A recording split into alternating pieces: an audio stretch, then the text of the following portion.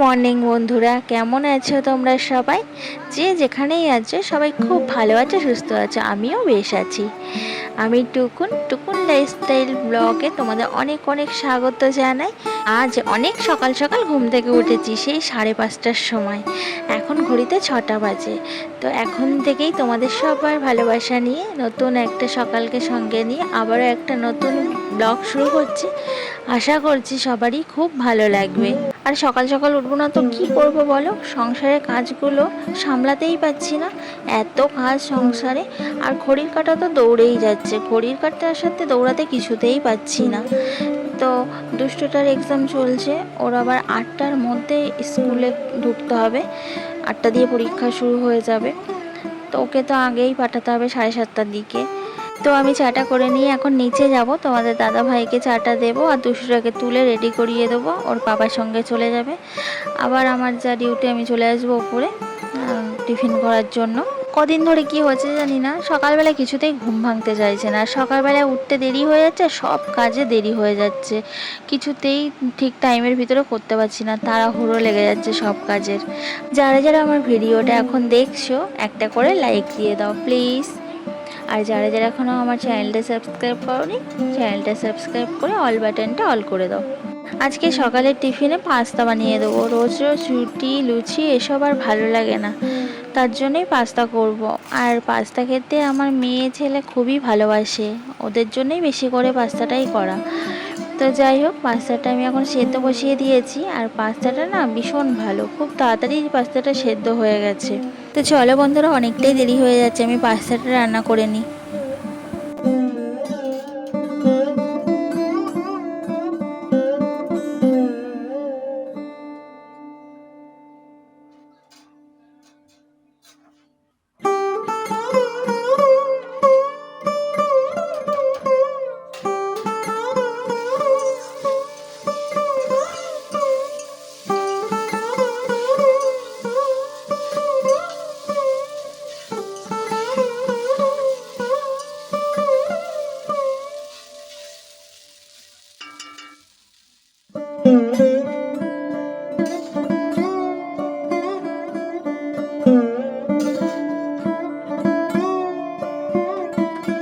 সকালে সবাইকে পাস্তা করে খাইয়ে দিলাম, আর আমি চলে এলাম রান্নার দিকে। তোমাদের দাদাভাই মাংস নিয়ে এসছে বাজার থেকে, তো সেই মাংসটা এখন ধুয়ে রান্না করতে বসাবো। আর শাক কেটেছিলাম, সেটা করা হয়ে গেছে, ভাতও হয়ে গেছে। মাংসটা করে নিলে আমার রান্না কমপ্লিট হয়ে যাবে। চিকেন খেতে আমার ভীষণ ভালো লাগে, আর আমার দুষ্টুটা তো খুব ভালোবাসে। তোমরা কে কে আছো চিকেন খেতে খুব ভালোবাসো? আবার আমার বড় মশাই এদিকে আবার বিপক্ষে, ও আবার মাটন খেতে খুব ভালোবাসে, চিকেন একদমই খেতে চায় না। কি করবে বলো? বউ মেয়ে ছেলে এরা যে চিকেন খেতে ভালোবাসে, তার জন্য বেচারিটার আর মাটন খাওয়াই হয় না, চিকেনই নিয়ে আসে। আমি বলি যে তুমিও তো মাঝে মাঝে আনতে পারো মাটন, তোমার জন্য রান্না করে দিতে পারি। তো আর আনতে চায় না। আর এই দেখো, রান্না করতে করতে না আমার কড়াটা উল্টে যাচ্ছিল। কি করব বলো? আমার তো ফোন ধরার মতো কোনো স্ট্যান্ড নেই, সেই হাতে করে ধরে ধরেই করতে হয়, এক হাতে ফোন এক হাতে খুন্তি। তো এইভাবে কি আর ভিডিও করা যায়? তো ওই কষ্ট করে ওভাবেই করতে হয় আমাকে, কিছু করার নেই। তোমাদের যে আমি ভালোবেসে ফেলেছি, আর তোমাদের সঙ্গে কথা না বললে, ভিডিও না দিলে আমার একদমই ভালো লাগে না, আমার খুব মন খারাপ হয়। তো তোমাদের সাথে কথা বলে, তোমাদেরকে ভিডিও দিয়েই আমি বেঁচে আছি। যাই হোক, এখন ওসব কথা বলে লাভ নেই। প্রত্যেকটা মানুষের জীবনে কিছু না কিছু সমস্যা কিন্তু আছে, নিখুঁত সমস্যাহীন মানুষ কিন্তু একটাও পাবে না পৃথিবীতে। কিছু না কিছু কারোর সমস্যা তো থাকবেই। তো যাই হোক, সেরকমই আমারও একটা সমস্যা আছে, তাই জন্য কথাটা হট করে বেরিয়ে গেল। তো এতটাই আজকে কাজের চাপ, স্নান করে পুজোটাও দেওয়ার মতো সময় হলো না, রান্নার দিকে চলে যেতে হলো। তো মেয়েকে বললাম, বাড়িতে যখন আছিস, স্কুলে যাসনি, পুজোটা দিয়ে নে। তো ও পুজোটা দিয়ে নিল। আর আমি এদিকে দেখো এক কারি থালা বাসন বার করেছি বিপত্তারিণী পুজোর জন্য। তো সেই বিপত্তারিণী পুজোর এইসব বাসন কোসনগুলো লাগবে, তো একটু একটু করে কাজগুলো এগিয়ে না রাখলে পরে আমার আবার খুবই অসুবিধা হয়ে যাবে, তখন কোনটা ছেড়ে কোনটা করব, মানে কোনো দিশা খুঁজে পাবো না। তাই বাসনপত্রগুলো ধুয়ে ঠাকুর ঘরে উবুড় করে দিলাম, কিছুটা কাজ তো এগিয়ে থাকলো। আর ফল বাজার করা হয়ে গেছে, তো ভাবলাম ফলগুলোও একেবারে ধুয়ে গুছিয়ে রেখে দিই। তার জন্য ফলগুলো নিয়েই যে বসে পড়েছি। আর 13 রকম ফল, 13 রকম মিষ্টি, এগুলো তো লাগেই বিপত্তারিণী পুজোতে। 13 রকম লুচি খেতে হবে। তবে 13 রকম খেতে হবে বলেই যে 13 রকম সবটাই খেতে হবে তার কোনো কিন্তু মানে নেই। আমরা তো একটু একটু করেই নিই, অতটা কি খাওয়া সম্ভব হয় নাকি। তো এখানে অনেক রকমেরই ফল আছে, 13-14 রকমের ফল আছে। আর আমার বাপের বাড়ির দিকে ছোটোবেলায় কী করতাম জানো, খুবই মনে পড়ে এই দিনটা আসলে। তখন তো আমি করতাম না, মা করতো।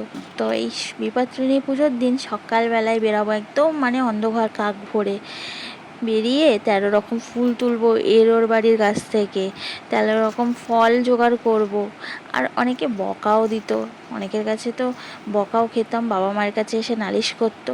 তবে এই মজাটা কিন্তু অদ্ভুত একটা আলাদা আনন্দ ছিল। সেই মজা আনন্দগুলো এখন আর ফিরে পাবো না, খুব মিস করি। আর এখানে তো সব কিনতেই হবে। আর ফুল যাদের যাদের বাড়িতে আছে সব ছাদে, এখানে তো জায়গা নেই, তার জন্য এখানেই 13 রকম ফুল ফুলওয়ালার কাছ থেকেই নিতে হয়। তো 13 রকম আর থাকে না, কি করব বলো, 13 রকম যদি না পাওয়া যায়। আর গ্রামের ওদিকে কত রকম, 13 রকম 19-20 রকমের ফুল জোগাড় হয়ে যেত। ওদিকে ফুল তো কত রকমের কিছু। তো সব ফল টলগুলো ধুয়ে গুছিয়ে রেখে দিলাম ঠাকুর ঘরে। তো সন্ধ্যাবেলায় দেখো ঘরে ধূপ দিয়ে ঠাকুরের সামনে এই যে পাঁপড় ভেজেছি। এখন সন্ধ্যাবেলায় পাঁপড় ভাজা আর চা খাবো।